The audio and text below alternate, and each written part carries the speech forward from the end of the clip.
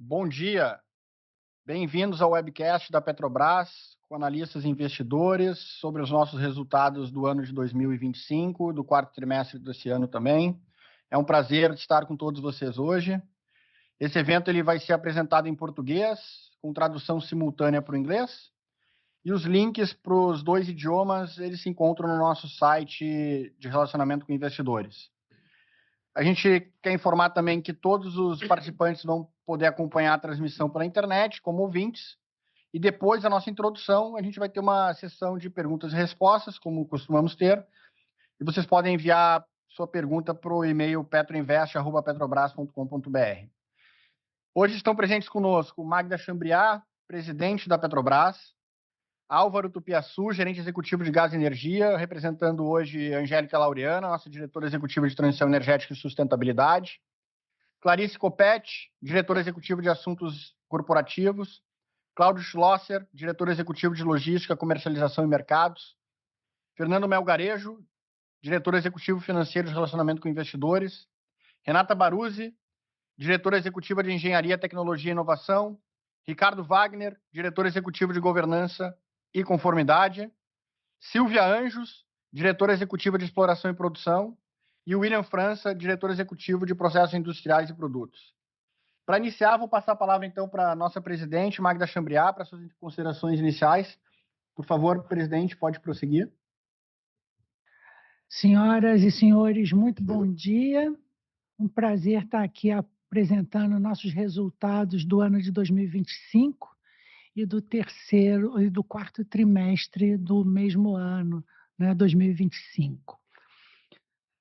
Nós estamos extremamente orgulhosos desse resultado e é por isso que eu tenho dito e repetido aí ao longo de 2025. Quem apostar contra a Petrobras vai perder e nós não nos cansamos de dizer isso.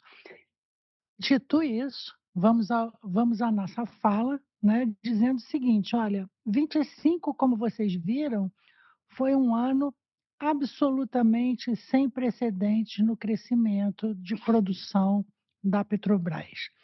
Vocês acompanharam ao longo dos trimestres o aumento constante da produção, fruto de um trabalho técnico, seguro e muito bem executado por nossas equipes. Equipes atuando de forma absolutamente integrada, garantindo eficiência e o melhor aproveitamento possível das nossas jazidas, das nossas instalações.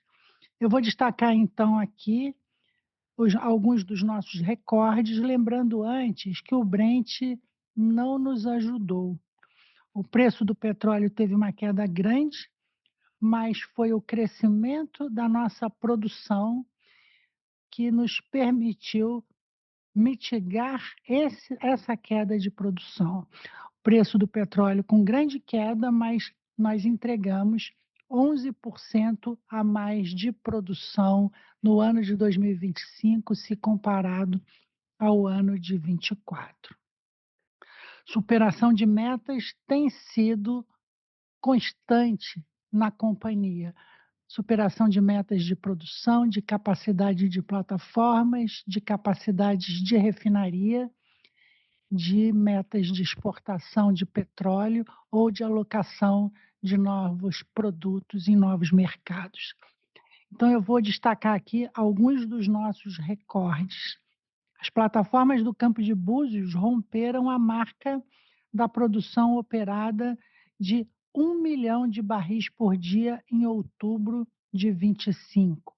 Portanto, uma meta superada antes do prazo. O campo de Tupi-Iracema atingiu também a produção de 1 milhão de barris por dia. E nós temos a alegria de dizer que isso aconteceu no dia 31 de dezembro de 2025, mostrando que a equipe da Petrobras não dorme em serviço. Nós estamos repetindo no campo de Tupi-Iracema a marca histórica alcançada em 2019, como nós tratamos de uma energia não renovável, os senhores prestem atenção no que foi esse feito, né? Um campo que vinha em declínio, um campo gigante que vinha em declínio desde 2019, se recupera e volta ao patamar de 1 milhão, trazendo para a Petrobras o orgulho de termos em mãos 2 campos de petróleo que produzem mais de 1 milhão de barris por dia no pré-sal. Mais óleo significa mais geração de caixa, mais capacidade de investimentos, mais tributos e mais dividendos. Nós nos orgulhamos da superação dessas metas, estamos trabalhando duro por elas e por outras superações, e nós vamos seguir acelerando entregas sempre que houver oportunidade, com total foco em segurança, excelência operacional e disciplina de capital. Um exemplo recente dessa postura eficiente foi a conclusão da ancoragem da P-79. A P-79 foi a última plataforma que chegou no Brasil, né, agora nos últimos dias desse ano, né, chegando e foi ancorada no recorde de apenas 12 dias, com 26 sistemas de ancoragem conectados, dando para nós mais uma prova, né, da nossa excelência, do nosso planejamento, da nossa integração de equipes e excelência de execução do nosso trabalho. A P-79 já está na locação, ancorada, e em breve vai começar a operar. Olhando para 2025, eu faço questão de dizer que entregamos as nossas instalações antes do prazo. Entregamos as nossas contratações de obra das nossas refinarias abaixo do preço pretendido.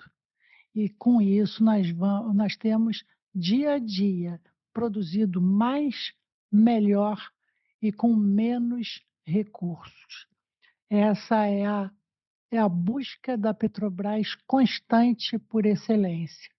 Nós gostamos de dizer que o dia de amanhã tem que ser melhor do que o dia de hoje, e o dia de hoje, sem dúvida nenhuma, foi melhor do que o dia de ontem. Tivemos também uma grande notícia sobre nossas reservas de petróleo e gás. Em 2025, nós incorporamos 1,7 bilhão de barris de petróleo, que nos permitiu alcançar o maior volume de reservas provadas da companhia nos últimos 10 anos. Nos orgulhamos dessa marca principalmente porque no ano passado nós tivemos recordes de produção, recordes de exportação e, mesmo assim, nós garantimos um recorde de reposição de reservas. Nosso índice de reposição de reservas e a nossa relação de reservas provadas e a produção têm se mostrado bastante maiores do que os nossos pares da indústria. 2025, como eu falei de exportação de petróleo, foram 765 mil barris exportados por dia em média anual, né? Há uma média que no último trimestre do ano foi de quase 1 milhão de barris por dia, reflexo da nossa eficiência logística no alívio das nossas plataformas e de um trabalho contínuo de desenvolvimento de novos mercados para os nossos olhos. Quando a gente fala quase 1 milhão de barris exportados no quarto tri de 2025, eu tenho a alegria de dizer que foi quase mesmo, porque foram 999 mil barris por dia. né? Então, batemos na trave de 1 milhão, desenvolvendo novos mercados, eficiência logística para proporcionar essa exportação, novos produtos de qualidade colocados no mercado, refinarias atingindo um fator de utilização de 91%, com quase 70% da produção composta por diesel, gasolina e querosene de aviação, que são os nossos derivados de maior valor agregado, o que contribuiu imensamente para a geração de valor e para as nossas vendas. Os senhores podem ver que, mesmo com a queda do preço do petróleo, né, nós entregamos um resultado robusto, mitigado, com a queda de produção mitigada pelo aumento da produção e pelo excelente desempenho das nossas refinarias e do alargamento dos nossos mercados para os nossos produtos mais valiosos. Como eu disse, né, comercializamos 1.747.000 barris por dia de derivados no mercado interno, alta de 1,6% ante 2024, impulsionada pelo forte desempenho do diesel, gasolina e do QAV, que responderam por 74% das nossas vendas. As vendas de QAV, combustível de aviação, tiveram uma elevação de 6% no ano, alcançando o melhor desempenho dos últimos 6 anos. Seguimos expandindo a produção do diesel S10, um diesel de alto valor agregado, e avançando na produção de combustíveis com conteúdo renovável. Nosso diesel, com 5 a 10% de conteúdo renovável, é uma realidade e vem sendo cada vez mais bem aceito no nosso mercado. Começamos a produzir um SAF, combustível de aviação sustentável, na refinaria Duque de Caxias e na refinaria Henrique Lage.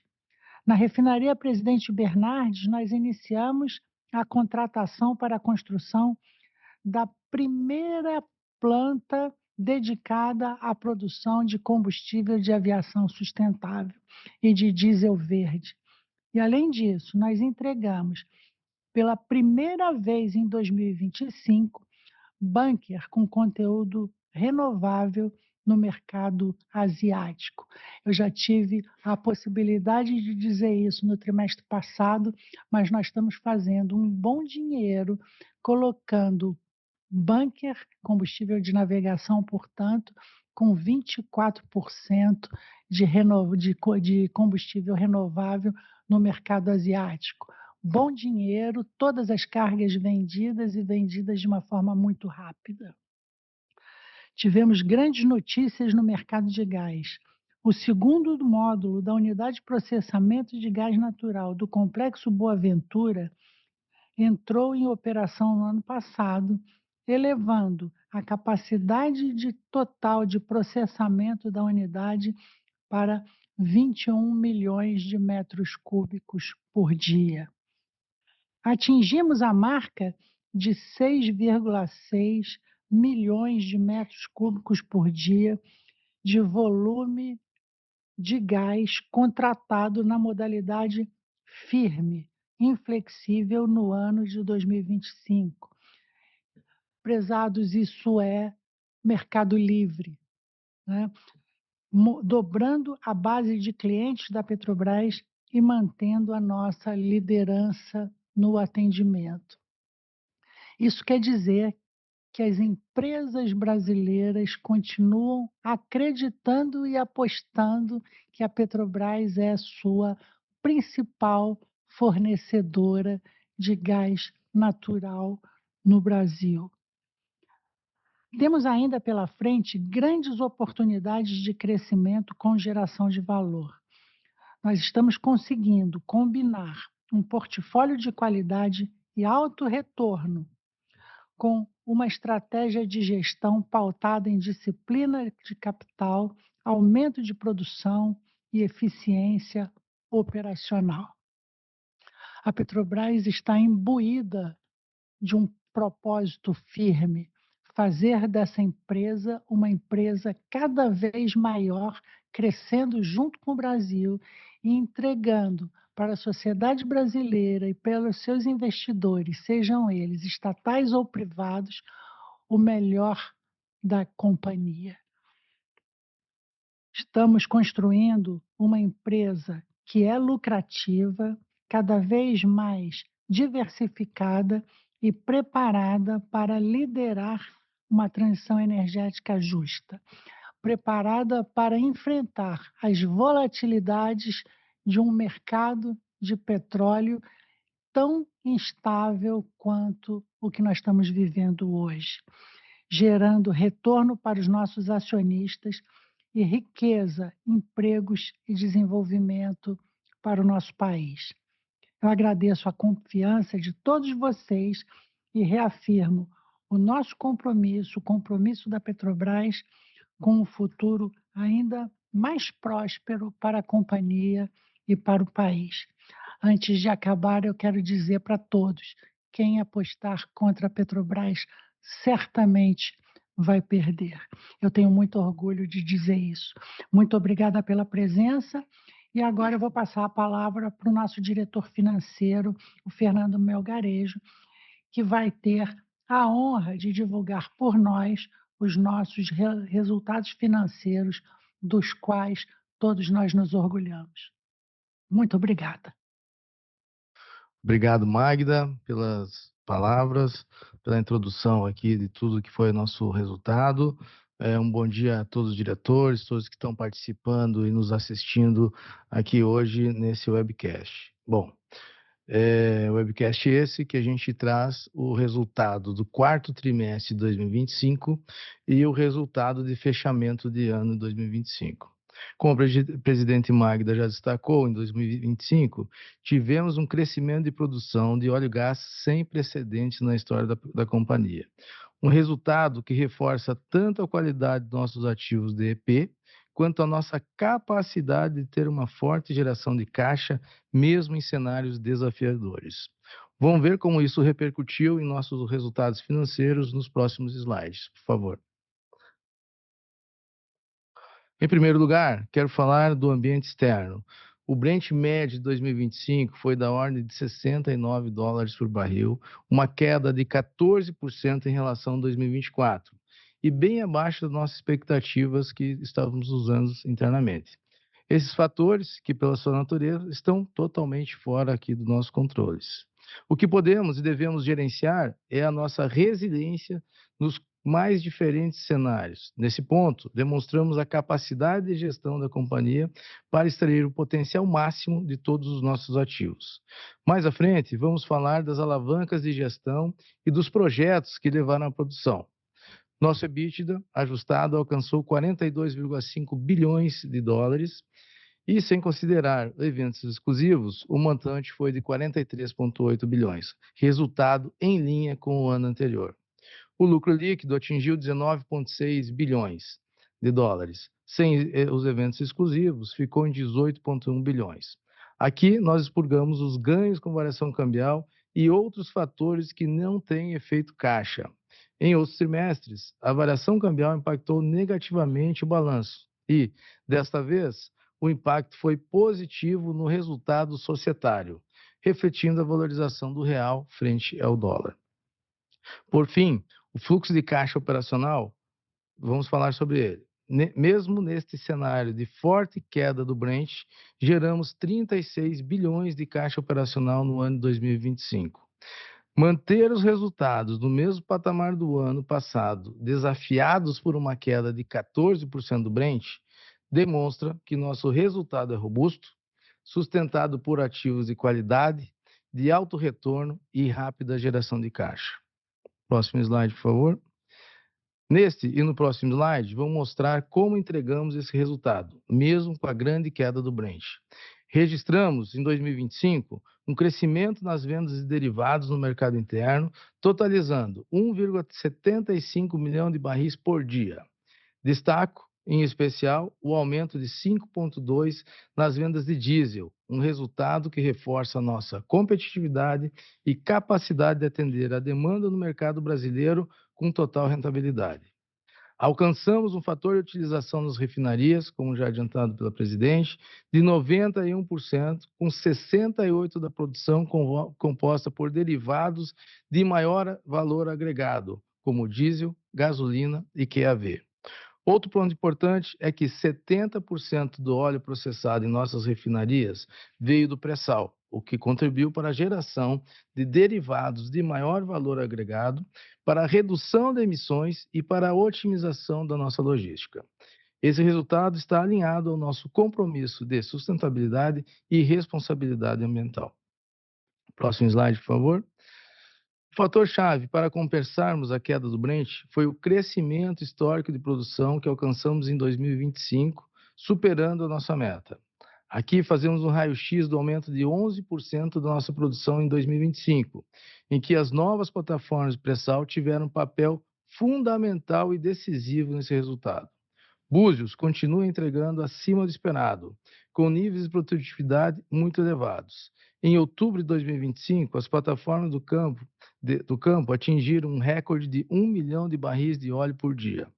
O Almirante Tamandaré, como você sabe, passou a ser a plataforma com maior produção do Brasil e alcançou produção de cerca de 240 mil barris por dia a partir de novembro de 2025. A plataforma chegou a alcançar o recorde de vazão instantânea, equivalente a 270 mil barris por dia. Não temos notícia no mundo de uma plataforma com essa produção total. Em Mero, tivemos outro recorde, 650 mil barris por dia em outubro. E elevamos a eficiência operacional em todas as unidades. Entre 2024 e 2025, alcançamos um aumento de eficiência de cerca de 4 pontos percentuais, o que representa uma produção adicional de aproximadamente 100 mil barris de óleo por dia. Em termos comparativos, esse ganho de eficiência equivale à entrada em operação de uma unidade do porte do FPSO Maria Quitéria, no campo de Jubarte. Ou seja, estamos entregando uma nova plataforma de produção apenas por meio de otimização e excelência operacional. Isso significa mais produção de óleo com os mesmos ativos. Mesmo com esse resultado, buscamos mais. Nosso compromisso é fazer mais com menos, como a Magda sempre traz aqui para toda a diretoria e funcionários, e por isso temos programas estratégicos voltados para a eficiência operacional no EP, para a integridade dos nossos ativos e para a redução rigorosa de perdas evitáveis. Tudo isso mostra que nossas equipes alcançaram um novo patamar de eficiência operacional na Petrobras. Próximo slide. Desde o início da nossa gestão, envidamos esforços no sentido de modificar o comportamento da subrealização verificada no investimento dos anos anteriores. Até 2023, em média, a gente aplicava cerca de 70% do que era declarado no CAPEX. Passamos a executar eficientemente os investimentos apresentados em 24 e 25, sempre com foco no aumento rentável de produção. Os investimentos que estamos realizando têm impacto muito além da entrega de produção em 2025 e refletirão no longo prazo da companhia. Um exemplo importante foi a interligação de 77 poços, um marco histórico para a produção offshore. Nos últimos 5 anos, a máxima tinha sido 57 poços. Em relação àqueles poços produtores, mais do que dobramos em relação ao ano anterior. Avançamos na construção de plataformas, reduzimos o risco de atraso e aumentamos a probabilidade de antecipação. Questões que a gente já tem visto aqui, várias antecipações, inclusive projeções de antecipações. Essa entrega é chave para atingirmos o crescimento de produção no nosso plano de negócio. No próximo slide.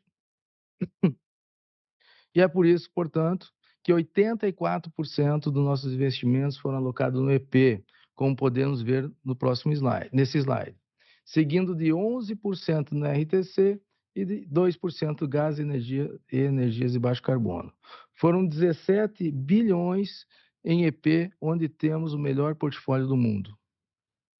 Próximo slide. Queremos reforçar que os custos dos nossos projetos em execução estão sob controle e estamos buscando otimizações. É importante sabermos diferenciar antecipações de projetos e entregas, que sempre perseguimos, do que é sobrecusto. O que sempre evitamos, e não é o caso, como pode ser visto nessa tabela desse slide. O CAPEX Full Life dos projetos do PN atual está ligeiramente mais abaixo comparado com o PN 2025-2029. Próximo slide. Nesse slide, queremos destacar a excelente notícia que divulgamos no início do ano sobre nossas reservas. Incorporamos 1,7 bilhão de barris de reservas, o que nos permitiu alcançar maior volume de reserva provada dos últimos 10 anos. Foram 12,1 bilhões de barris de óleo equivalente em 31 de dezembro de 2025. O índice de reposição de reserva orgânica foi de 175%, mesmo diante da produção recorde em 2025. E a relação entre a reserva provada e a produção está em 12,5 anos, ambos acima dos nossos pares da indústria.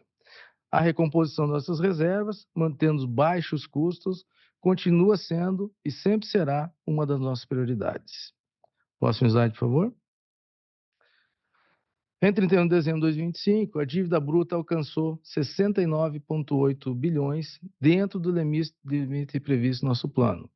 Cabe destacar aqui que mais de 60% do valor do endividamento, na verdade 62%, vem de arrendamentos de plataformas, barcos e sondas que, por norma contábil, devem entrar na dívida.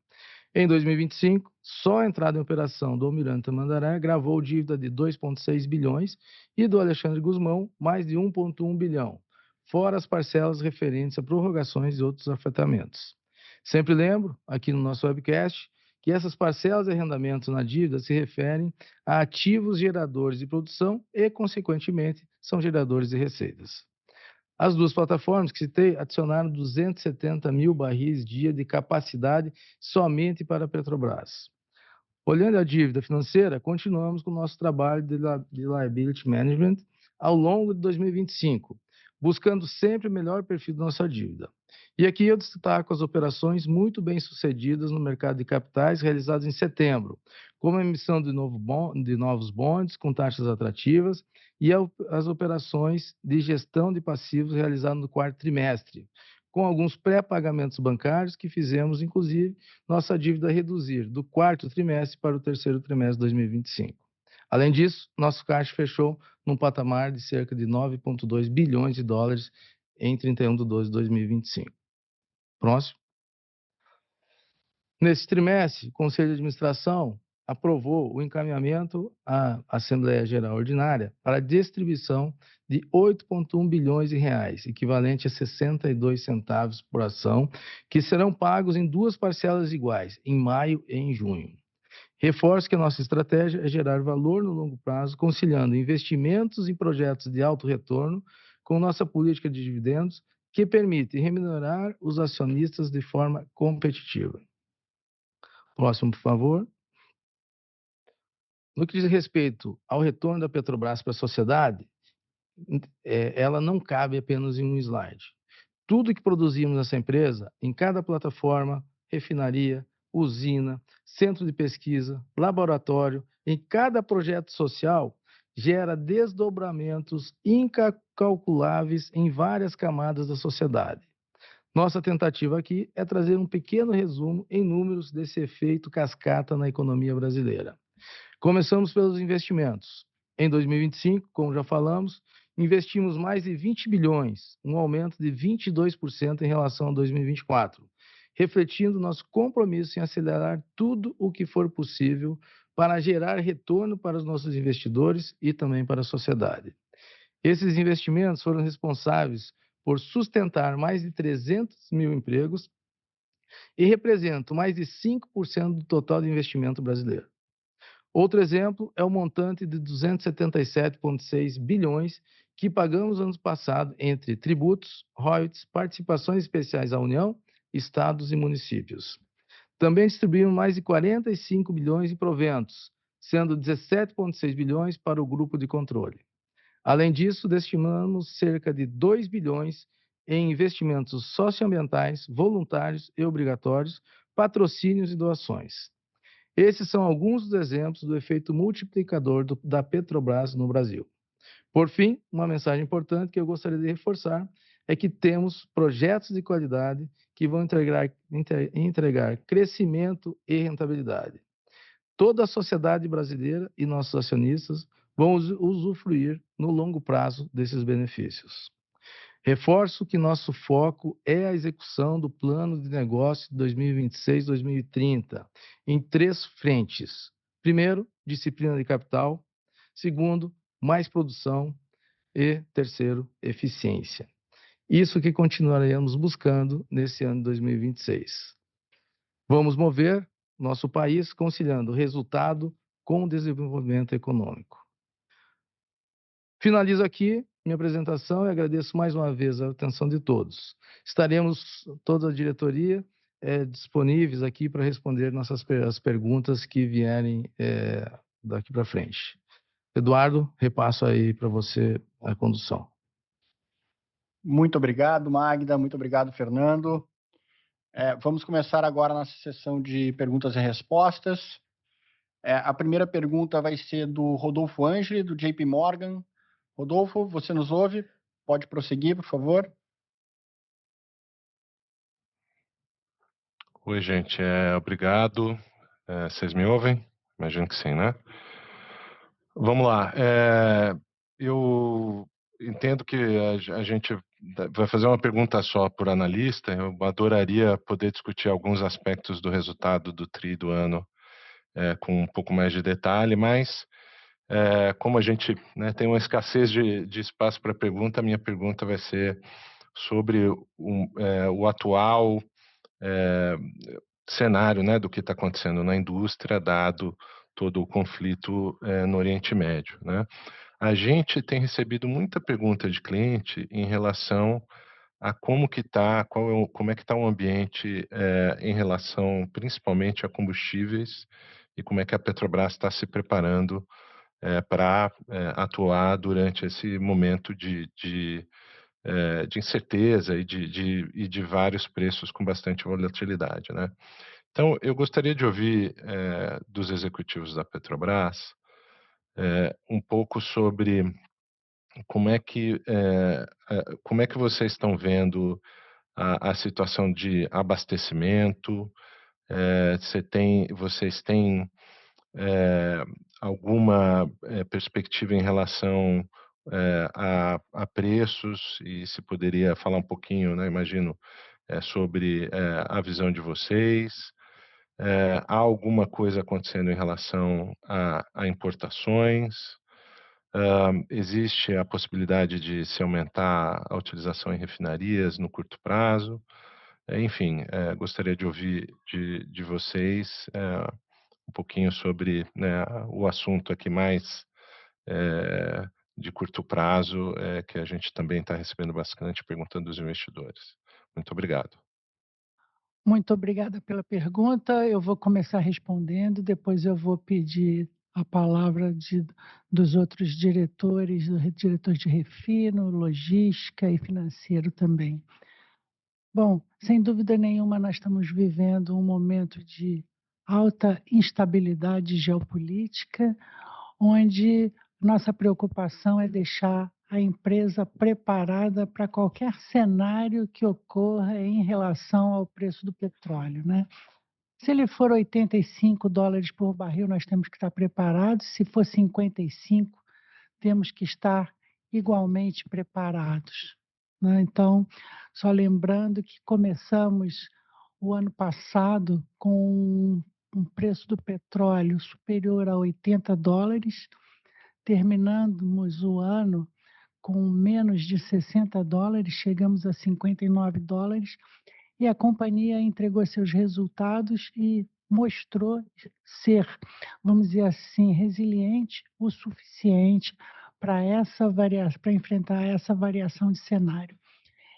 No começo desse ano, essas volatilidades estão exacerbadas por questões de guerra, mas a nossa política interna persiste íntegra e sólida. Nós observamos as paridades internacionais de preços de petróleo e derivados, sem repassar as volatilidades para o mercado interno brasileiro. A gente tem repetido isso inúmeras vezes. No ano passado, entregamos um ótimo resultado em relação a preços. Eu creio que a questão da Petrobras olhar se suas paridades internacionais, a valorização dos seus produtos e, ao mesmo tempo, atentar para o seu espaço em termos de ocupação do mercado brasileiro. Eu acho que esse não é mais um tema, ele ficou inequívoco. Tenho recebido, ao longo dessa semana, muitas perguntas como essa em relação a: isso valeu quando o preço do petróleo caiu, mas isso vai valer quando esse preço aumentar e quando aumentar tão vertiginosamente quanto está aumentando agora?" E a nossa resposta é sim, vale a mesma coisa. Até agora não temos política interna de preços variando, nem nenhuma discussão em contrário pela nossa diretoria colegiada. Em termos de rotas, depois o Schlosser explica melhor um pouquinho isso, né? Nós estamos continuando importando o que precisamos, continuamos exportando o que precisamos, nossas refinarias continuam com a sua capacidade de processamento crescendo, e o diretor William também vai poder abordar isso, e o nosso caixa continua, vamos dizer assim, objeto da nossa atenção, porque nós estamos preocupados em garantir a resiliência dessa companhia, disciplina de capital, né? E redução de custos, né? Porque hoje nós estamos falando em $85, pouquíssimos dias atrás nós falamos em $59, e há quem fale em 55 para o ano que vem. Então, estamos empenhados, sim, olhando todas essas variáveis, todas essas condições de contorno, garantindo que a empresa esteja absolutamente preparada para enfrentar quaisquer desses cenários que se apresentem pela frente ao longo de 26 e 27. Vou passar um pouquinho para o Schlosser, para ele falar um pouco sobre essa movimentação de petróleo e derivados, e a seguir para o França, para que ele fale um pouco sobre o desempenho das nossas refinarias. Antes disso, vou lembrar para vocês que, em termos de exploração e produção e conectividade dos poços para a produção, nós estamos garantindo uma produção, como eu disse, cada vez maior. As equipes estão integradas, né? Nossa meta de conexão é de cada vez mais poços e garantia de otimização do uso das nossas jazidas vai muito bem, obrigada, né? As equipes estão empenhadas e trabalhando forte em conjunto para entregar esses resultados. Então, Schlosser, por favor, fala um pouquinho desse mercado global. Ok. Obrigado, presidente. Boa tarde a todos. Eu acho que a presidente já cobriu muito bem a questão da visão da companhia. A companhia, ela tem, obviamente, o plano estratégico, que é o grande delineador, e a gente está preparado realmente para uma faixa de Brent aí bastante amplo. Acho que esse é o fundamental na visão de longo prazo. Quando a gente vem para o cenário de curto prazo, aí realmente nós estamos numa situação altamente inusitada e talvez eu acho que nunca tivemos um cenário igual a esse, onde você tem praticamente a região que exporta 16 milhões de óleo, né, daquela região, mais 5 milhões aí de derivados, ela praticamente fica fechada. Isso tem impacto em dois pontos. Então, a gente começa a tirar foto a cada momento. A gente tirar foto de 10 dias atrás, o que se falava era o que a presidente colocou. Ela estava falando em petróleo em 50, está falando aqui que a questão é que existe um superávit de 3, 4 milhões de barris disponíveis no mercado. Então, tem uma oferta-demanda desbalanceada. E a gente chega num momento que tudo isso muda. Então, são fotos a cada momento. que a gente identificou no primeiro momento, né? Tem um desdobramento, acho que tem questões que acabam também sendo discutidas do frete, vou aproveitar essa oportunidade, a gente já cobre talvez uma visão mais geral. Então, a primeira foto é quando você tira realmente toda essa produção de óleo e essa produção de derivados. Então, a primeira foto é isso. O que aconteceu? O mercado congelou. Na verdade, se imaginava, os fretes aumentaram, o óleo não estava sendo pago. Nós praticamente ficamos aí uns 2, 3 dias sem negociação de óleo. Então, esse é um impacto inicial. Então, é sempre assim, aquele choque que se dá inicial, a gente já conhece isso, já sabe como funciona, e efetivamente o mercado agora ele vai, mais ou menos, ele vai se precificando, tem 140 e poucas, 146, segundo embarcações que ficaram meio trapeadas lá, mas evidentemente tem um conjunto fora que também está descarregando e fica disponível, então esse frete já começou a se ajustar. Então, quando a gente olha o resultado curto prazo, e aí vamos de novo para a foto agora, a foto do momento que a gente tem percebido na colocação dos nossos olhos, é que isso tem se refletido em um netback favorável à Petrobras. Então, a gente tem observado que a gente tem tem observado essas margens melhores, mesmo com essa questão do frete. Então, na questão petróleo, eu acrescentaria também o fato de que os mercados que a gente abastece são mercados que estão fora da região de conflito. Então, nós não estamos ali na região do Golfo, na região toda onde é que você tem o conflito. A gente tem todos os fluxos que vão, especialmente Índia, China, Europa, a gente está fora. Então, de uma certa forma, há digamos assim, uma valorização e um posicionamento interessante para a companhia. Então, quando a gente olha óleos, estamos vendo assim um netback mais interessante para a companhia, com uma margem um pouco maior. A questão de frete, quando a gente compara a Petrobras com outras empresas no mundo, a questão do frete, os VLCCs e os Suez, que fazem a transferência de petróleo, a Petrobras também tem uma posição privilegiada. Se a gente pegar o mercado internacional, as empresas estão posicionadas mais ou menos aí 5% frota própria e 5% digamos, em TCP, que seria o mercado de contrato firme, né, que a gente chama. E a Petrobras tem uma posição bem mais vantajosa em relação a isso. A gente está com, especialmente na exportação de petróleo, nós estamos com mais de 30% do do frete a contrato e contrato de longo prazo. Então, isso nos dá uma vantagem também. Quando na média do mercado isso não chega a 10%, o que significa que a gente está bem posicionado com relação a isso. Então, no petróleo, eu colocaria esse conjunto de informações. Deixa eu ver se no petróleo teria mais alguma coisa. Com relação aos derivados é o seguinte, nós temos aqui a questão de derivados, a Petrobras ela não está encontrando dificuldade em cumprir o planejamento dela. Como é que a gente faz? A gente faz um planejamento otimizado. A gente aproveita e otimiza todo o sistema de Petrobras. Nós temos ativos muito robustos para isso, seja as refinarias, os terminais, os dutos. A gente otimiza tudo isso, identifica as frentes de importação que estão mais atrativas, definimos isso, importamos então o derivado e elaboramos nosso plano de importação de derivados. E nós estamos conseguindo cumprir com o nosso plano. A gente tem as importações, elas estão conforme o planejamento. Isso aí, tanto questão de diesel, gasolina, a gente é superavitário, a gente exporta, GLP também, nós estamos aí com todas as importações planejadas, estão dessa forma.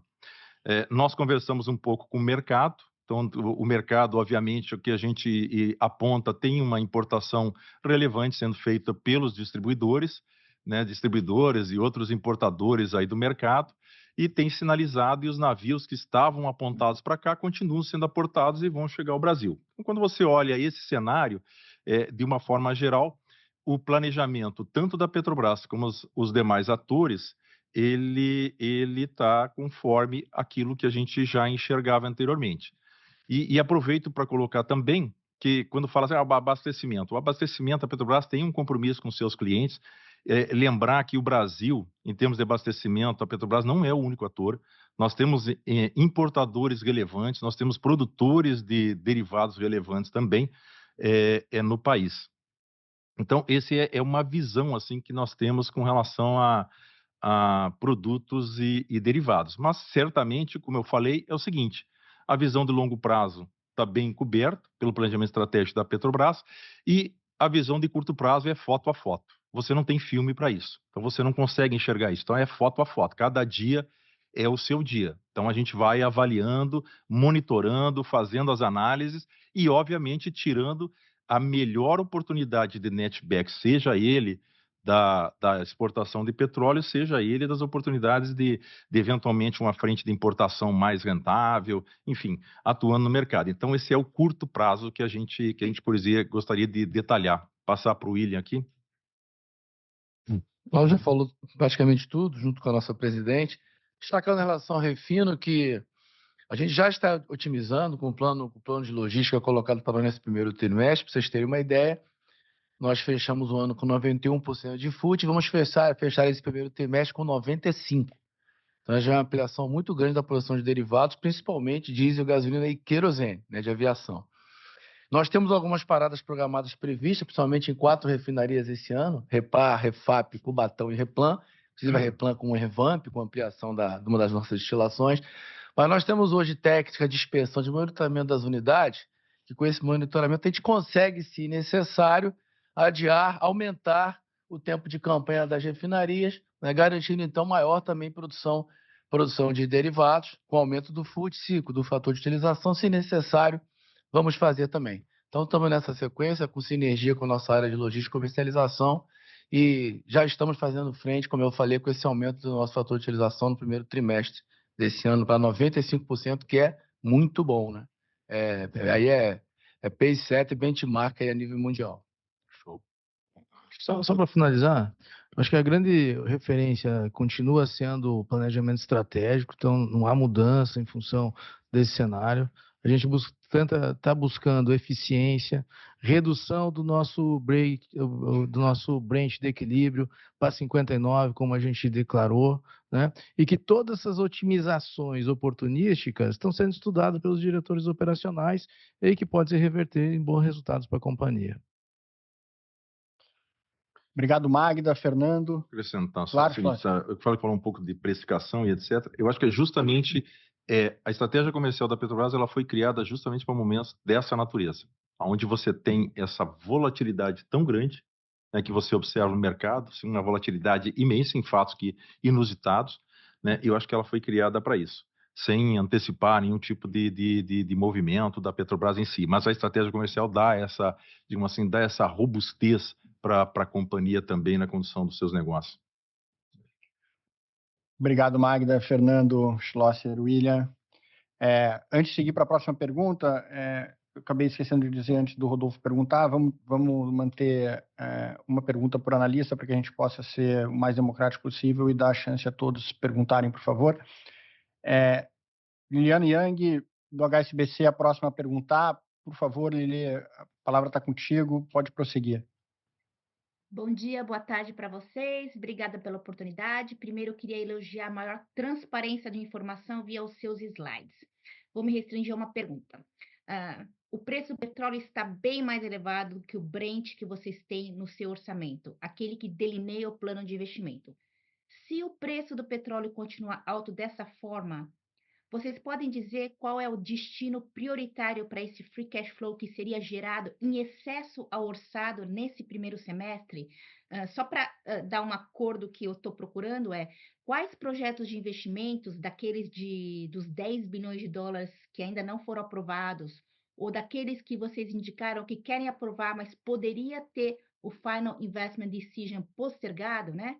Quais desses projetos seriam os mais prioritários ou estariam em fase mais adiantada de aprovação, né? Se tais projetos aonde, né? E se incluiria Braskem, por exemplo. Obrigada. Vou passar aqui para o Fernando Lili, obrigado pela pergunta. Lili, tudo bem? Bom escutar você aí novamente. Olha só, nossa prioridade continua sendo tendo foco na disciplina de capital. Então, a gente vai sempre ter muita cautela em todas as decisões, porque é algo muito recente, o mundo inteiro ainda está avaliando todos os seus efeitos, né? A gente não tem, ninguém tem uma clareza absoluta disso. Qual é o novo patamar de preço do Brent, se isso é longo prazo, curto prazo. O que a gente traz aqui é que, e já trouxemos, já discutimos isso antes, inclusive com você e sua equipe, é que o nosso foco é sempre atender os investimentos que a gente tem programado, tanto no nosso CAPEX base, no nosso CAPEX alvo e no nosso CAPEX em avaliação. Então, este é o foco que a gente busca.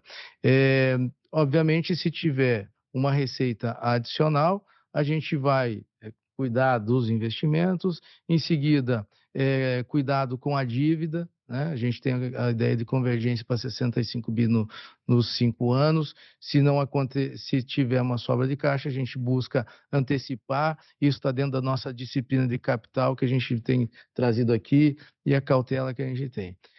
A nossa lógica continua a mesma em relação a níveis elevados e desnecessários de caixa. Se a gente entender que temos um nível elevado de caixa, a gente adoraria, como a Magda sempre traz para a gente, adoraria fazer uma distribuição de dividendos extraordinário, desde que a gente tenha certeza que não há impacto na financiabilidade para os nossos projetos declarados e que a gente vem trabalhando no planejamento estratégico de 26 a 2030. Obrigado, Fernando. Obrigado, Liliana, pela pergunta. Obrigada. Vamos à próxima pergunta do Bruno Montanari, do Morgan Stanley. Bruno, por favor, a palavra está com você.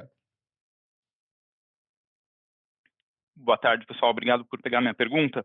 Vou me ater a uma só aqui. Eu queria voltar, então, no primeiro tema de preço, só para confirmar se eu entendi corretamente, né?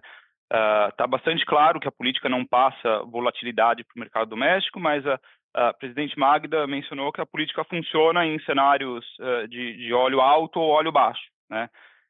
Então, o que eu queria entender é, olhando o preço do Brent na tela, que bateu acima de 90 hoje, quanto tempo a companhia consegue sustentar os preços sem alteração antes que isso prejudique a sua margem de refino, né? Em outras palavras, a gente sempre deve esperar que a margem de refino seja positiva e em cenários onde essa margem seja desafiada, esse é o momento onde vocês tomam a decisão de mover o preço, né? Isso eu estou assumindo que o preço permaneça nesse nível por semanas ou meses, né? Então, eu queria só entender se essa é a maneira correta de se analisar a política. Muito obrigado. Obrigada pela pergunta. Eu vou começar respondendo, depois eu vou pedir para o Cláudio Schlosser continuar a resposta. Mas você colocou na sua frase uma assertiva interessante. Se essa premissa persistir, né? Então, eu acho que nesse momento o que a gente está se perguntando é qual é a tendência? Onde é que isso vai ficar? Isso aí é um spike momentâneo, daqui a 2 dias já cessou e a gente se preparou para ele à toa, e mudou nossa regra à toa, ou isso aí é uma coisa mais persistente que precisa ser enfrentada? Então, nesse momento, eu acho que essa pergunta ainda não está respondida, né? Mas se essa volatilidade for tão grande, essa subida do preço for tão grande assim, certamente ela vai exigir, vamos dizer assim, respostas mais rápidas que exigiriam se a subida fosse mais lenta, né? Mas, como você mesmo disse, né, nesse momento, a gente não tem certeza sequer dessa premissa. Cláudio, por favor. Oi, Bruno. Obrigado aqui, Bruna. Eu acho que é exatamente isso. Acho que você colocou o ponto principal, né? Faz parte da estratégia da Petrobras, ela ser a melhor alternativa do cliente. A gente não deixa de olhar as cotações internacionais no mercado, nem tampouco deixa de ver a nossa posição. Então, nós temos um IP que está com uma produção bastante significativa de óleo, tem um aumento significativo, as refinarias, conforme o diretor William comentou, está com uma performance aí padrão classe mundial.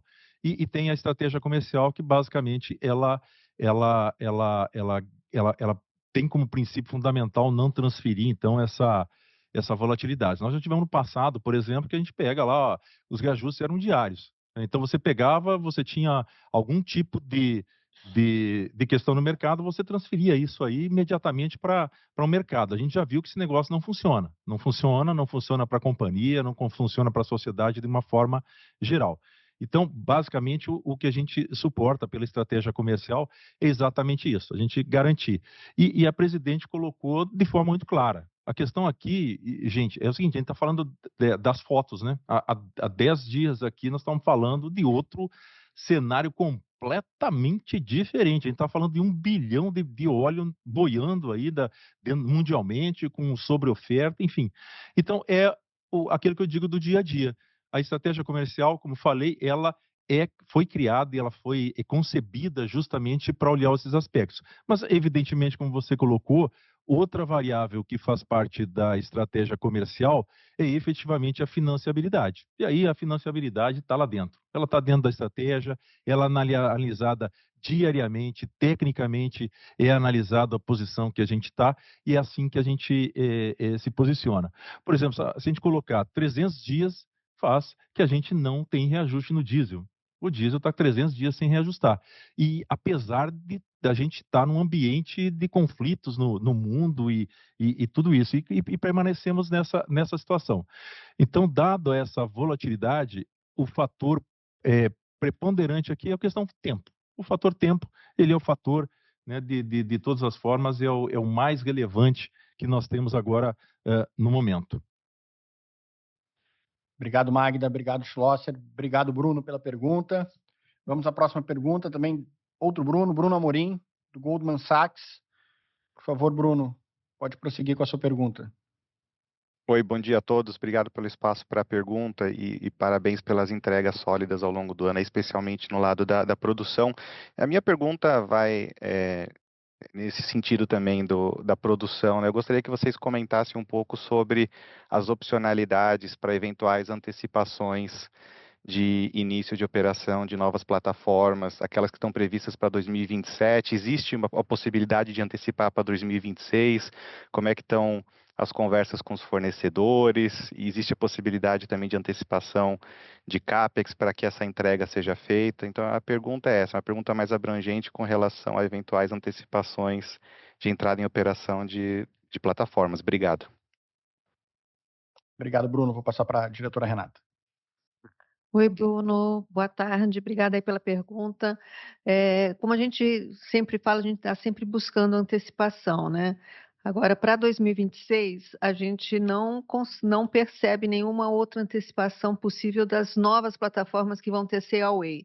A gente vai ter o CAUA da P80 agora em agosto, depois da P82 em setembro, e a P83 em fevereiro do ano que vem. O que nós estamos trabalhando é para antecipar o ramp-up tanto da P78 quanto da P79.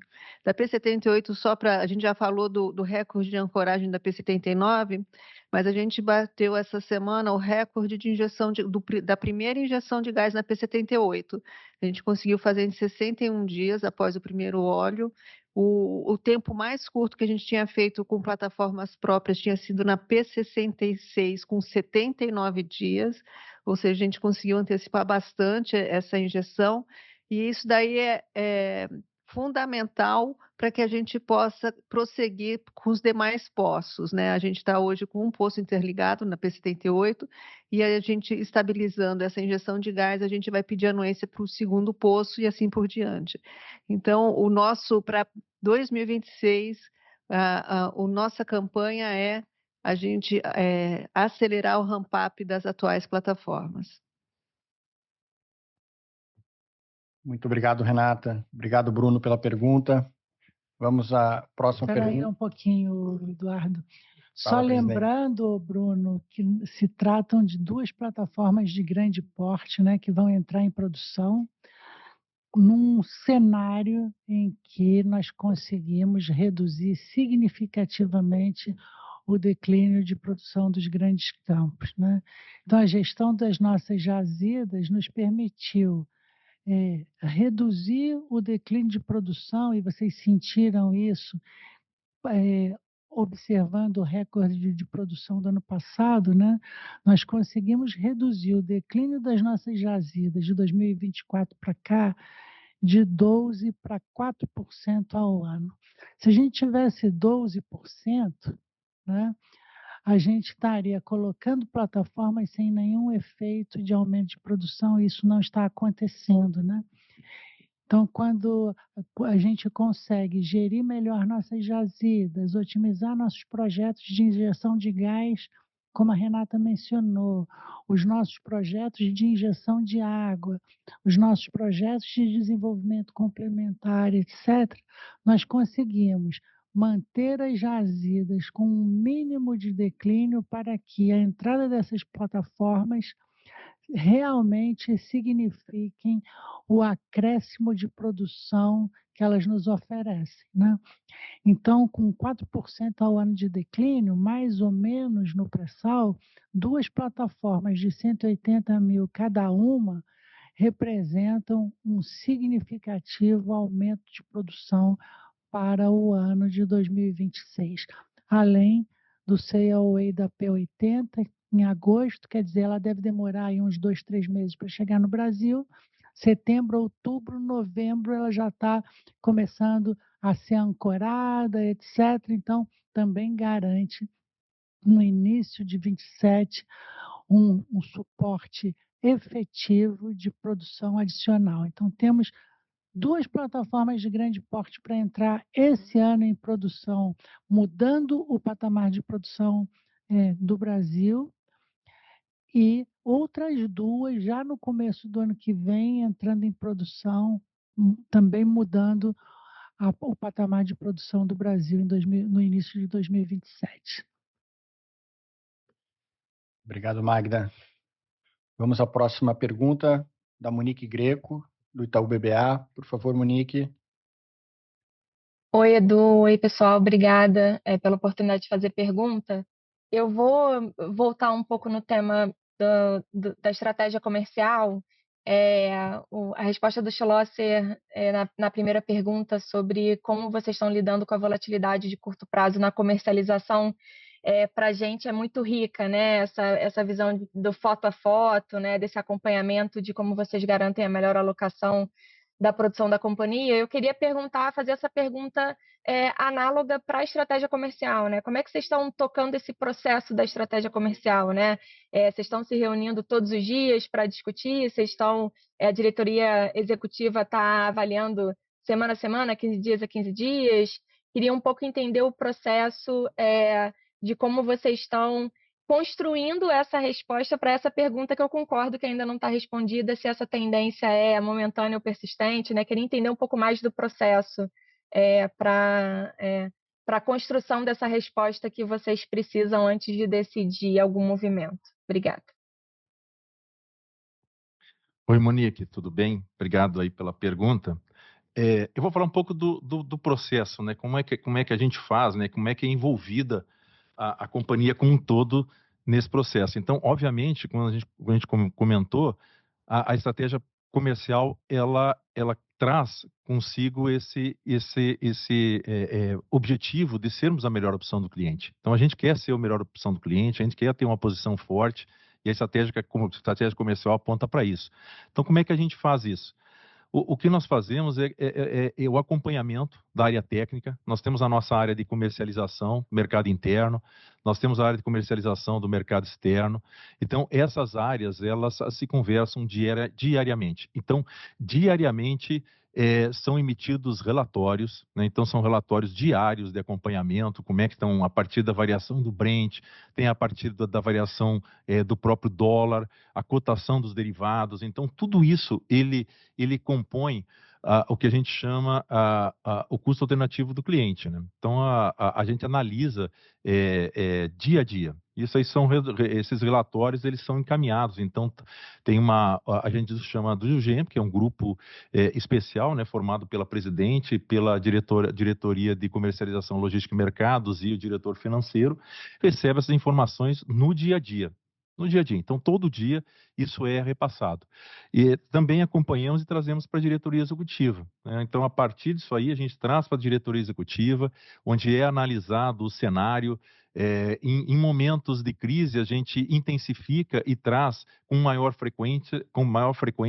Então, por exemplo, semana passada, a gente já trouxe uma discussão aqui com a diretoria, falando um pouco desse cenário, de como é que estavam os preços. E na medida que a gente vai para cenários mais disruptivos, isso passa a ser semanalmente e, eventualmente, reuniões extras da diretoria. Finalmente, tudo isso também é apresentado ao Conselho de Administração da companhia. Então, o Conselho de Administração da companhia também é ciente de toda digamos assim, a condição da execução da estratégia comercial. Então, esses são os pontos. A gente tem desde acompanhamentos diários, Monique, até, dependendo do cenário, muito mais intensos com participação da diretoria e também do Conselho de Administração. Não sei se é com esse foco que você fez a pergunta e se ela está respondida para você. Acho que está super respondido, Schlosser. Muito obrigado pela resposta. Monique, obrigado pela pergunta. Vamos agora à próxima pergunta do Regis Cardoso, da XP. Regis, por favor, pode prosseguir com a sua pergunta. Oi, pessoal, obrigado pelo espaço. Vou me restringir a uma pergunta só aqui bom, dado que é um tema só, deixa eu tocar um pouco mais aí na situação de crise que estamos hoje, né? No mercado internacional, a gente começa a ver limitação, né, shut-in de produção lá no Oriente Médio, a gente vê crack spreads de alguns produtos específicos que subiram muito lá fora. Então, acho que a pergunta é mais no sentido, assim, na operação física mesmo, aqui da Petrobras no Brasil, quais efeitos que a gente sente, né? O Brasil é um grande importador de GLP, é um grande importador de GNL, é um importador grande de diesel, a gente importa parte de petróleo do Oriente Médio para adequar à dieta das refinarias. Então, enfim, eu queria um pouco entender na operação física mesmo, como que a Petrobras é impactada, né? Eu falei aqui talvez dos temas mais críticos, eu entendo que outros, por exemplo, a gasolina, talvez sejam menos críticos no operacional do dia a dia, né? E aí talvez se tiver assim, como é que vocês imaginam que esse negócio evolui no tempo, né? Porque a gente entende que a cadeia tem algum nível de estoque para absorver oscilação, mas esses estoques com o tempo vão sendo consumidos. Obrigado. Obrigado, Regis. Ok, Regis. Eu vou tentar não ser repetitivo, né, e focar talvez em alguns pontos, assim, alguns detalhes, né. A gente tem algumas operações que nós, por exemplo, a Arabilev, a gente importa a Arabilev da região, né. É um petróleo bem específico, ele é aplicado para lubrificantes, etc. Mas esse é um óleo que a gente tem conseguido fazer a logística pela saída através do Mar Vermelho. Então, nós temos navios da operação ali no navio vermelho que tem no Mar Vermelho que estão saindo pelo outro lado. Então, a Arábia Saudita, especificamente, ela tem duas logísticas, né? Uma logística que é a preponderante, que sai lá pelo Estreito de Hormuz, mas você tem também alternativas logísticas, que é a saída lá pelo Mar Vermelho. Então, nós temos aí assim, em termos de estoque, né, falar do petróleo, entrando um pouco mais de detalhe, a gente tem uma garantia muito boa do fornecimento. A gente tem um estoque bastante significativo de óleo, né, que seria essa dependência, mas estamos muito tranquilos com relação às operações aí desse Arabilev, né, que nós temos um contrato já de longa data com a Arábia Saudita. Então a gente recebe isso aqui. Então esse é um petróleo assim que a gente está bem garantido pela frente. E conforme nós comentamos anteriormente, o nosso planejamento ele aponta uma otimização do nosso cenário, né, onde nós temos a maior rentabilidade. Os modelos, né, a gente roda modelos de programação linear que otimiza e diz o seguinte: olha, as frentes de importações mais interessantes são essas e essas, o que não impede você no dia a dia, ou com mudanças mais radicais do cenário que a gente enfrenta, não encontrar outras oportunidades. Então, isso como a gente comentou, né, falando com o Monique, diariamente a gente está olhando, a gente olha para o mercado. Se surgir uma oportunidade, seja ela de petróleo, seja ela do derivado, e nós tivermos uma posição, a gente vai aproveitar. Isso acontece muito, por exemplo, dar um exemplo, né, da dinâmica que acontece. Às vezes a gente está apontado com um navio até para os Estados Unidos e me surge uma oportunidade na África. Um netback muito melhor. Aí, pera um pouquinho, vamos voltar para cá, a gente tem o próximo, a gente endereça para lá. Então, isso vai jogando na dinâmica do dia a dia. E as ofertas, conforme a gente comentou, em relação ao planejamento, então nós estamos falando aqui numa visão de curto prazo, o planejamento nosso, uma visão que a gente está olhando praticamente em abril, nós estamos comprados. Então, nós estamos comprados, nós estamos aí com uma posição boa, né, tem as importações, como a gente falou, também dos distribuidores. Então, esse é o cenário que está colocado. E o que a gente tem, e é uma vantagem muito boa, o presidente tem falado muito na busca da nossa excelência operacional, e eu diria o seguinte, nós temos em 2025, nós temos um indicador que é o programado e realizado. Esse é o melhor resultado da história da Petrobras. Entre aquilo que a gente se propôs a fazer a cada mês, é o melhor resultado da história que nós realizamos. Então, a diferença em relação àquilo que a gente planeja e que a gente executa está no melhor resultado histórico. É um recorde histórico, eu reputo assim, um indicador muito relevante para nós. O que a gente planeja, a gente consegue executar, a gente é muito eficiente. E isso contribui muito para o resultado. Isso é fundamental. Obrigado, Schlosser. Obrigado, Regis, pela pergunta. Vamos à próxima pergunta do Tasso Vasconcelos, do UBS. Tasso, por favor, sua pergunta. Obrigado, Edu. Bom dia a todos presentes. Obrigado por pegar minha pergunta. Eu queria explorar um tema novo aqui, até aproveitando uma notícia que saiu hoje mais cedo, e pegar um pouco mais de detalhes de vocês, de como que estão as conversas com a IG4 em relação ao Braskem. Quando que vocês esperam algum desfecho ali nas discussões, se é que é possível esperar algum timing? E, em paralelo, vocês sendo atuais acionistas da Braskem, vocês veem a equalização da dívida da companhia hoje passando por algum tipo de injeção de capital? E a Petrobras poderia participar de alguma forma nessa injeção de capital? E se eventualmente a injeção de capital não for uma possibilidade, quais outras alternativas que têm sido discutidas ali, né? A Petro poderia contribuir com alguma forma de empréstimo, alguma outra possibilidade nesse sentido? E aí, Melgarejo, se me permitir só um follow-up na sua fala de dividendos e potencial para extraordinário, só para confirmar, essa discussão de extraordinário é uma decisão que seria tomada realmente apenas ao final do ano, ou vocês poderiam avaliar durante o decorrer do ano em vista desse cenário de Brent que a gente tem visto? Obrigado. Eu vou começar respondendo e depois, rapidinho, eu passo aqui para o Fernando continuar a resposta. Eu acho que essa resposta é muito mais dele do que minha. Mas a gente tem na Braskem uma questão que é societária, né? Nós temos uma parte relacionada onde nós temos um acordo de acionistas que entrega a preponderância da administração ao nosso sócio, né? Então, o que nós temos hoje é uma situação onde um acordo entre a Novonor, acionista da Braskem, com o IG4, representante dos bancos, está pendente de aprovação pelo CAD, né? Isso tinha uma data prevista para 16 de fevereiro, essa data não foi atendida, e a última notícia que nós temos é que isso aí seria atrasado em termos de um mês, né?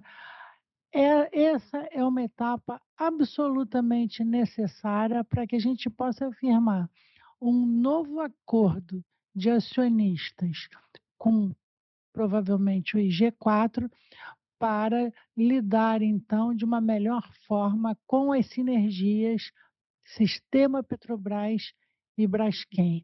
Hoje o que é importante dizer é que nós entendemos que essas sinergias não estão sendo aproveitadas como deviam e, portanto, em última análise, a Braskem deixa dinheiro sobre a mesa ao não aproveitar essas sinergias com uma empresa do porte da Petrobras.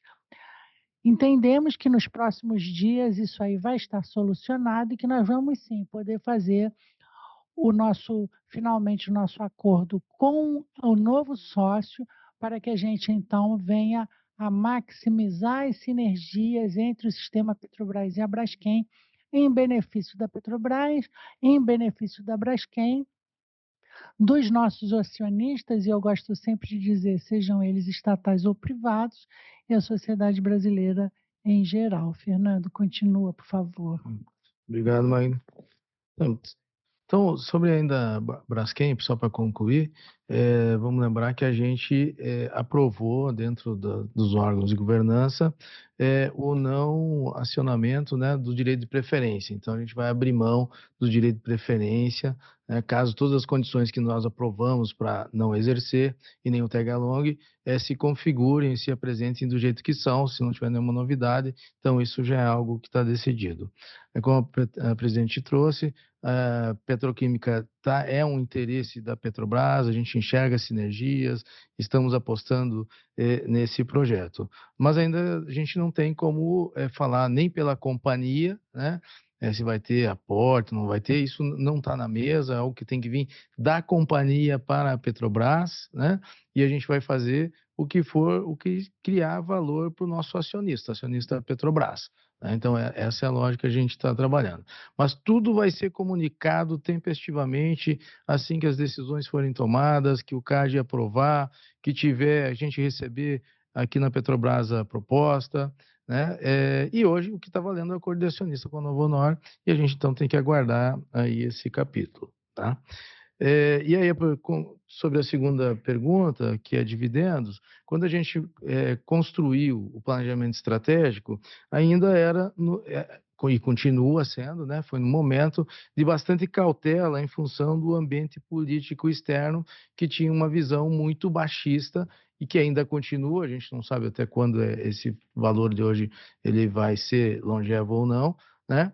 Então, construímos isso e, com isso, criamos flexibilidades, onde temos um CAPEX base, um CAPEX alvo e um em avaliação, justamente para ter flexibilidade para ingressar ou não novos projetos aqui dentro. O que eu quero dizer é que o foco continua sendo na execução dos projetos que a gente tem e obviamente, com um novo Brent, nada vai mudar na avaliação de aprovação dos nossos projetos. O Brent, que a gente testa, nossos projetos continua a $50, isso não muda. Tem que ter resiliência de longo prazo, também não muda. Passa por todos os órgãos de governança. Temos desafiado aqui a própria diretoria um retorno maior para qualquer tipo de novo investimento. A gente tem buscado aqui otimizar o máximo possível para ter um retorno máximo que a gente possa ter. E aí, independente se ele vai a 90, 110, ele tem que passar na residência de $50 o barril forever, né? Para a vida toda do projeto, né? E trimestralmente a gente está avaliando, né, a financiabilidade desses projetos, que é uma nova governança que criamos aqui, se o projeto entra ou não, e lá também vai ser verificado se há sobra ou não de caixa, né? Trimestralmente a gente vê isso, mas não necessariamente uma avaliação de distribuição acontecerá no mês que vem, no trimestre que vem ou no seguinte. É muito cedo para dizer qualquer coisa sobre isso. E se tiver sobra de caixa, adoraríamos distribuir, sobra que não vai impactar a financiabilidade de longo prazo e nem dos nossos projetos, mas é cedo ainda para dizer qualquer coisa a esse respeito. A gente entende que a prática de avaliar o extraordinário durante a confecção do planejamento estratégico continua sendo a melhor prática que a Petrobras pode adotar para a discussão dos dividendos extraordinários. Obrigado, Magda. Obrigado, Fernando. Obrigado, Tasso, pela pergunta. Vamos à última pergunta desse webcast dos resultados de 2025, do Gabriel Barra, do Citi. Gabriel, por favor, pode prosseguir com a sua pergunta.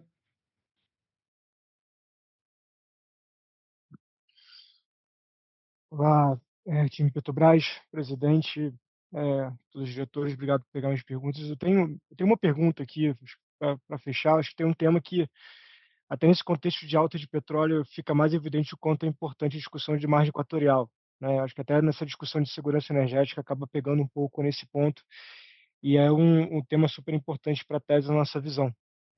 Acho que recentemente teve a questão do vazamento, que eu acho que já foi solucionado.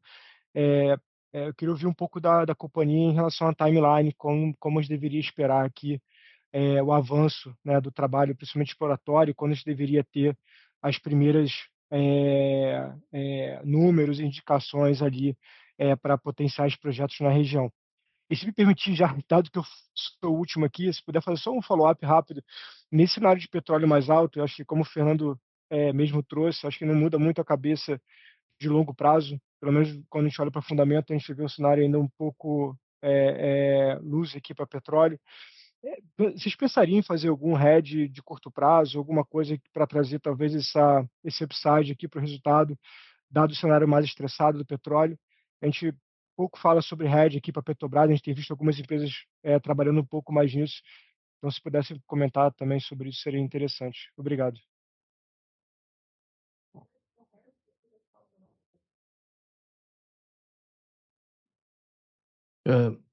Então, vou falar um pouquinho sobre o hedge.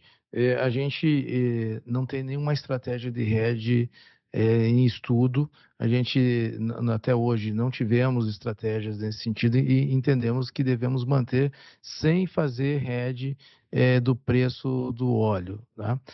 Isso já é uma lógica antiga, muito tempo aqui, que a gente considera totalmente válida ainda hoje. Um custo de hedge hoje custaria talvez algo absurdo, né? E por quantidade de petróleo que a gente produz, seria algo completamente, na nossa visão, inviável. Vou passar para a Silvia responder sobre a margem equatorial. Por favor, diretora Silvia. Ok, então, boa tarde, Gabriel. Sobre a margem equatorial, a gente pode afirmar aqui, né, que nós tivemos a grande conquista, claro, da gente ter conseguido obter a nossa licença. Estamos na perfuração, está avançando, já estamos lá colocando o BOP e em poucos dias a gente já retorna à produção e a gente espera chegar no intervalo do reservatório já no segundo trimestre agora de 26, né? Em termos de campanha, nós temos na região aprovado, né? Quando nós adquirimos esses blocos, nós tivemos um compromisso exploratório mínimo, nós temos que furar 8 poços, né? Esse mais 7, e tudo isso para fazer uma avaliação exploratória adequada, né? Só reforço, né, que a margem equatorial tem um potencial grande, ela se difere, lógico, dos nossos campos aqui do pré-sal, trata-se de reservatórios turbidíticos muito semelhantes ao que nós temos na Bacia de Campos, no pós-sal, e nós estamos avançando, né? Qualquer avaliação do que nós vamos fazer é muito dependente dos resultados, né? Então, esse poço, mais uma vez, o resultado de um poço só não permite uma avaliação exploratória. Nós tivemos já, o presidente Magda sempre menciona, né, no próprio Bacia de Campos, a gente chegou à primeira descoberta depois de 9 poços. Aqui, então, vamos avaliar o sistema petrolífero. Um resultado de um poço, dando óleo ou não, não significa uma avaliação exploratória. Então, nós temos que realmente perseguir concluir esses poços, avaliar a área de forma adequada. Há um potencial enorme. A margem equatorial ela não está ali sozinha, ela está alinhada, né, com descobertas grandes que foram feitas inicialmente na África, lá em 2010, 2012, se equivale com as descobertas da Guiana.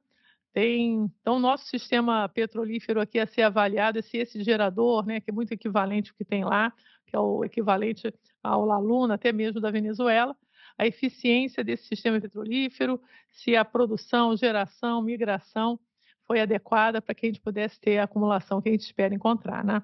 Então, mas o resultado só faz sentido depois da descoberta, e uma vez feita a descoberta, avaliação exploratória, e aí sim a gente pode pensar em que sistema de produção poderá ser mais adequado, né?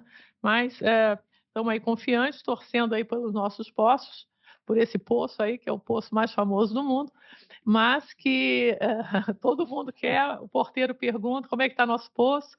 Então, vamos lá, torcendo aí, voltando aí à perfuração, torcendo para mais uma descoberta, né? Obrigado, Silvia. Obrigado, Fernando, pelas respostas. Obrigado, Barra, pela pergunta. Encerramos aqui, então, a nossa sessão de perguntas e respostas. Se tiverem perguntas adicionais, por favor, podem encaminhar ao nosso time de RI. A gente vai ficar muito feliz em responder todas as perguntas a serem feitas. Eu vou passar a palavra à presidente da Petrobras, Magda Chambriard, para os seus comentários finais sobre esse resultado de 2025. Por favor, presidente. Nós nos orgulhamos dos resultados que estamos entregando, né? A Petrobras está extremamente orgulhosa do seu trabalho integrado e da capacidade de entrega do time Petrobras. Nós, ao longo de 2025, nós nos tornamos a maior empresa da América Latina. Isso foi feito com muito trabalho, com muito esforço, com muita dedicação e com muito propósito de fazer dessa empresa a maior empresa da América Latina. Eu acho que nós conseguimos isso e vamos manter essa posição. Esse é nosso propósito. A empresa é uma forte geradora de caixa, os nossos processos são sólidos, os nossos procedimentos estão se comprovando corretos e efetivos, né? E nós vamos perseguir nessa direção, nos empenhando em fornecer a melhor produção possível dos nossos gigantes do pré-sal. Nós acabamos de ter uma descoberta importante no reservatório Aran, né?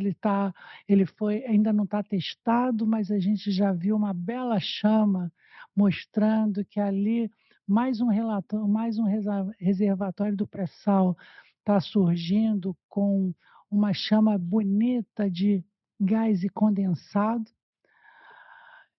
Nós tivemos ao longo de 2025 5 descobertas ao todo, não tão grandes quanto o pré-sal, eu diria que descobertas médias que vão nos exigir esforço de desenvolvimento, e que nós estamos olhando todos esses junto com projetos de desenvolvimento complementar para Tupi, para Búzios e para os projetos e para os campos em geral, tanto do pré-sal quanto da bacia de Campos, observando disciplina de capital e com a firmeza de que não basta produzir, tem que produzir, agregar valor nas nossas refinarias e arranjar para os nossos produtos o melhor mercado possível no mundo.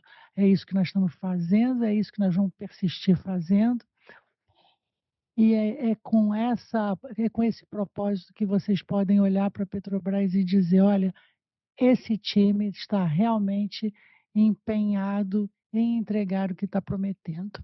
Muito obrigada a todos e vamos em frente, que 2026 tem muito trabalho para a gente.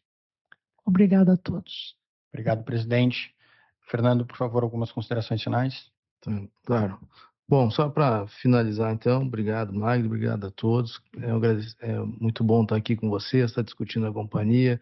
Para todos os investidores, a gente fica sempre à disposição para tirar aquelas dúvidas, novas questões a gente pode debater pessoalmente, por telefone e tudo mais.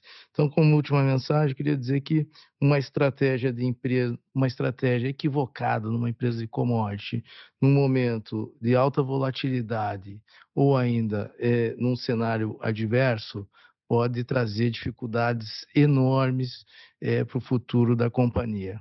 Por isso, essa gestão, essa diretoria toda, tem como fundamento de gestão 3 questões importantes que eu queria reforçar. E independentemente do preço do Brent, hoje, amanhã ou depois, para baixo ou para cima, que é a disciplina de capital, a absoluta disciplina de capital por todos, eficiência operacional em todos os nossos processos e a busca incessante por aumento de produção. Finalizo aqui e obrigado, ficamos à disposição de todos. Obrigado, Fernando. Quero agradecer mais uma vez a participação de todos, informar que a apresentação do evento vai estar disponível no nosso site de RI muito em breve e também vamos disponibilizar o áudio desse webcast para replay. Um ótimo dia a todos, obrigado pela participação, até o próximo webcast.